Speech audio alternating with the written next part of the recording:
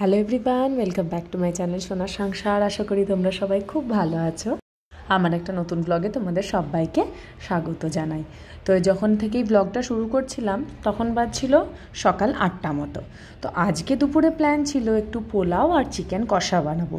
মা বাবিরা যখন এসেছিলো, মামা মামুনিরা, তখন গোবিন্দভোগ চাল এনেছিল অনেক কটা।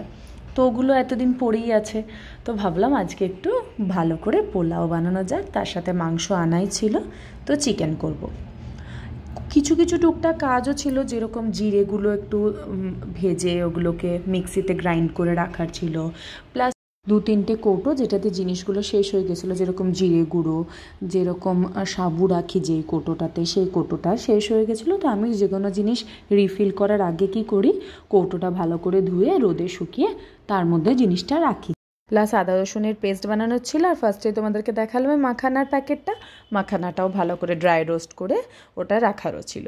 তাই অনেকগুলো টুকটাক কাজ, তার সাথে রান্নাও ছিল, প্লাস পুচকুড়া খিচুড়ি বানাবো, কারণ কি আমাদের যেহেতু পোলাও মাংস হবে, ও তো আর দুটোর মধ্যে কোনোটাই খাবে না।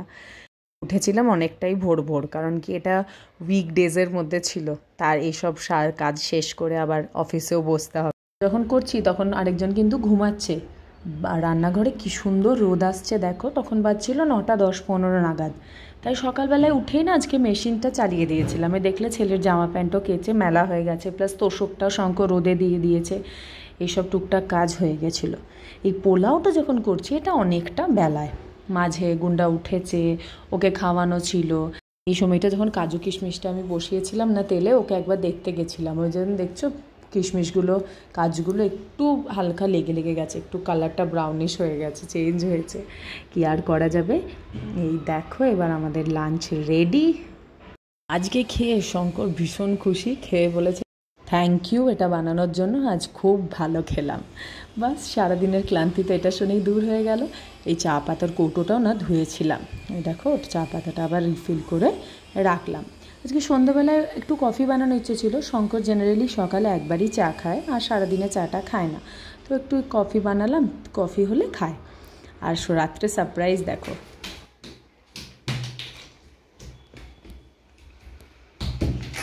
Say thank you to Infosys.